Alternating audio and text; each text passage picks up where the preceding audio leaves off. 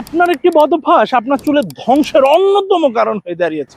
আপনি হেয়ারেন্সের hair tonic purchase করেছেন এবং নিয়েছেন, ব্যবহার করেছেন এবং চুলের গাঠনিক পরিবর্তন করতে যাচ্ছেন। আপনার মৃত ফলিকলকে জাগ্রত করতে যাচ্ছেন। কিন্তু সমস্যাটা হচ্ছে কি, আপনার ব্যবহৃত কোন জিনিসটি আপনার চুলের ধ্বংস কারণ? সেটা হচ্ছে বাজারের গতানুগতিক শ্যাম্পু। যে শ্যাম্পুটি ব্যবহার করে আপনার চুলকে আপনি আরো রুক্ষ শুষ্ক করে দিচ্ছেন। আমাদের হেয়ার টনিকের যে অ্যাক্টিভ ইনগ্রিডিয়েন্ট যেটা আপনার মৃত ফলিকলকে জাগ্রত করবে, সেটা আপনার কি হচ্ছে জানেন? চুলকে এমনভাবে পরিষ্কার করছে সে, যার কারণে সবকিছু ধুয়ে মুছে একদম পরিষ্কার হয়ে যাচ্ছে এবং চুল আবার রুক্ষ শুষ্ক হয়ে যাচ্ছে। তাই গতানুগতিক বাজারের শ্যাম্পু আপনাকে পরিবর্তন করতে হবে। করে আপনি কি ব্যবহার করবেন চলুন জানি তার সম্পর্কে বিস্তারিত।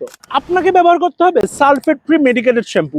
চলুন জানি এই সম্পর্কে। বাজারে গতানুগতিক শ্যাম্পুতে সালফেট, প্যারাবিন এবং সুগন্ধি থাকে, যার কারণে ডিটারজেন্টের মতো এত বেশি ফেনা হয় যে আপনার চুলকে সম্পূর্ণ ধুয়ে মুছে সব ইনগ্রিডিয়েন্টসকে নিয়ে যায় আপনার স্ক্যাল্প থেকে, যার কারণে চুল রুক্ষ শুষ্ক হয়ে যায়।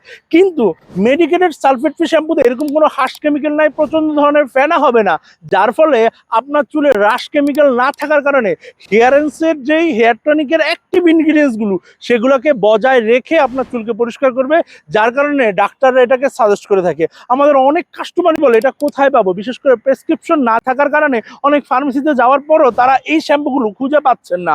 তাই আমরা খুবই লিমিটেড স্টক এই মেডিকেটেড শ্যাম্পু সংগ্রহ করেছি, যেটা আপনার চুলকে অক্ষত রাখবে এবং 100% কোনো ধরনের সমস্যা না করে চুলের এই চুলকে পরিষ্কার করবে, যার ফলে আপনি চুল সম্পর্কে বা আপনার শ্যাম্পু চুলের যে নিরাপত্তা দেওয়ার কথা সেই নিরাপত্তা দিতে পারবে শুধুমাত্র এই শ্যাম্পু যদি আপনি ব্যবহার করেন। তাই আজই এক্ষুনি হেয়ারেন্সের এই মেডিকেটেড সালফেট ফ্রি শ্যাম্পুটি সংগ্রহ করুন আপনার চুলের জন্য, চুলের নিরাপত্তার জন্য।